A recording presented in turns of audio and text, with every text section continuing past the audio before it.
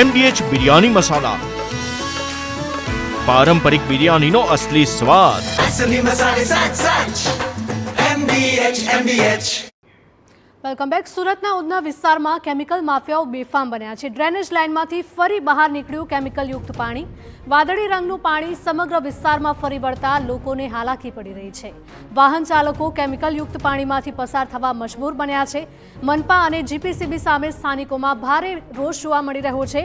વારંવાર રજૂઆતો કરવા છતાં કોઈ કાર્યવાહી ન થતી હોવાનો આક્ષેપ લગાવવામાં આવ્યો છે. વહેલામાં વહેલી તકે પગલાં લેવાય તેવી સ્થાનિકોની માંગ છે. પહેલા લાલ રંગ, પછી ગુલાબી રંગ અને હવે વાદળી રંગનું પાણી કેમિકલયુક્ત પાણી ફરી વળતા લોકોમાં ભારે રોષ જોવા મળી રહ્યો છે.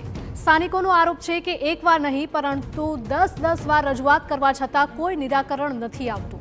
એટલું જ નહીં, ધારાસભ્યોને પણ અધિકારીઓ ગણકારતા ન હોવાનો દાવો કરવામાં આવ્યો છે. તો કેમિકલ માફિયાઓ સામે હવે નક્કર કાર્યવાહીની માંગ ઉઠી છે.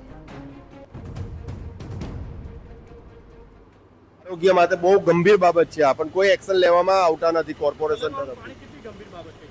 ગંભીર એટલે આરોગ્ય માટે. અને અહીંયા સોસાયટી, આજે તો રવિવારનો દિવસ છે, બાકી આ સોસાયટીમાં તમારે ચાલવાની પણ જગ્યા નહીં હોય, અને એના માટે બધાના જ આરોગ્ય માટે આ બહુ જ ગંભીર બાબત છે સાહેબ. મારા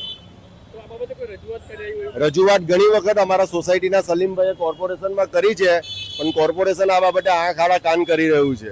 એકવાર સાહેબ લોકોની આ મીટિંગ હતી ત્યારે બી અમે લોકોએ વાત કરેલી છે 10-15 જણા જઈને, પણ હજુ એનું કઈ સોલ્યુશન નથી. હજુ આ સોસાયટીની અંદર ડાઇંગ વાળા છે જે ઇન્ડસ્ટ્રીયલમાં આવવા જોવે, અત્યારે આ કોમર્શિયલ થઈ ગયું છે.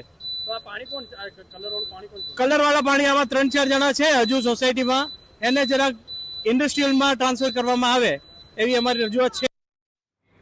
દર વર્ષે ચોમાસામાં સામાન્ય વરસાદ પડે તો પણ ડ્રેનેજ લાઇનમાંથી કેમિકલયુક્ત પાણી ફરી વળે છે, પરંતુ ન તો કાર્યવાહી કરાય છે, ન તો કોઈ કામગીરી.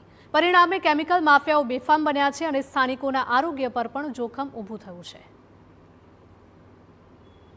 સુરતના ઉધના વિસ્તારની અંદર એક સૌથી મોટી સમસ્યા છે કે કલર વાળું જે પાણી છે ચોમાસાની અંદર જે બહાર આવતું હોય છે અને તેના કારણે અનેક લોકોએ મુશ્કેલીનો સામનો કરવો પડતો હોય છે.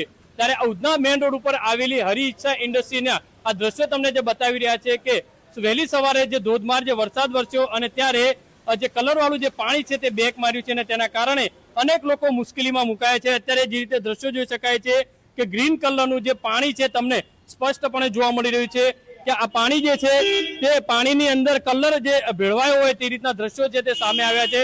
અનેક લોકો મુશ્કેલીનો જે સામનો છે તે કરી રહ્યા છે, કારણ કે અહીંયા ચામડીના રોગ અને બીમારીની ક્યાંક ભીતિ રહેલી છે. અનેક વાર રજૂઆત કરવા છતાં કોઈ નિકાલ છે તે કરવામાં નથી આવ્યો. જોઈ શકાય દ્રશ્યોની અંદર દર વર્ષે આ રીતની સ્થિતિ હોય છે. આ તમને જે કલર વાળું જે પાણી છે અહીંયા જે ડાઇંગ મિલની અંદરથી જે છોડવામાં આવતો હોવાનું સ્થાનિક લોકો કહી રહ્યા છે. અહીંયા સ્થાનિક લોકો સાથે વાત કરીશું. કેટલી સમસ્યા છે, શું કહેશો, કેટલી મોટી સમસ્યા કહી શકાય? કારણ કે અહીંયા વરસાદ જ્યારે બી આ વરસાદનું પાણી અહીંયા ભરાય છે ત્યારે એની અંદર આ કલર વાળું પાણી આવે જ છે. કોણ હોઈ શકે આમ? હવે એની અંદર તો આ ક્યાંથી આવે છે તો મને નહીં ખબર, પણ અંદરથી પાણી આવે છે.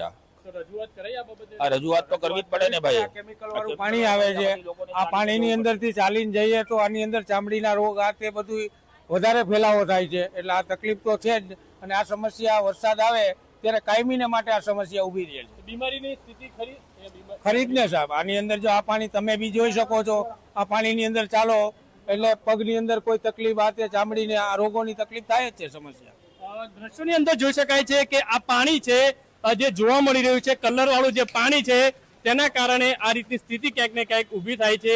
સ્થાનિક લોકો દ્વારા અનેક રજૂઆત કરાઈ છે, છતાં પણ આ ઇન્ડસ્ટ્રીની અંદર જે ગટર વાળું જે પાણી છે તે છોડવામાં આવી રહ્યું છે. એક બાજુ મેઇન રોડ ઉપર પાણી ભરવાની જે સ્થિતિ સર્જાય છે અને 4-5 કલાક સુધી આ જે પાણી છે તે ભરાયેલું રહેતું હોય છે અને તેના કારણે અહીંયા જે અવર જવર કરતા લોકોને ભારે મુશ્કેલીનો જે સામનો છે તે કરવો પડી રહ્યો છે. ત્યારે જોવાનું કે મહાનગરપાલિકાના પદાધિકારીઓ આ બાબતે કેમ ગંભીરતા નથી લેતા તે પણ એક મોટો સવાલ છે, કારણ કે ડાઇંગ મિલના જે સંચાલકો ક્યાંક ને ક્યાંક જે મહાનગરપાલિકાની જે ડ્રેનેજ લાઇન છે તેની અંદર આ કલરયુક્ત પાણી છે છોડવામાં આવતું હોય છે. કેમેરામેન સંજય ચંડલ સાથે Baldev Suthar, TV9 Surat. MDH Kitchen King Masala રસોડામાં હોય તો આપણે કંઈ પણ બનાવી શકીએ છીએ. રીંગણાનો ઓળો, બટેટા ફુલાવર, ભીંડી મસાલા અને બીજું ઘણું બધું. MDH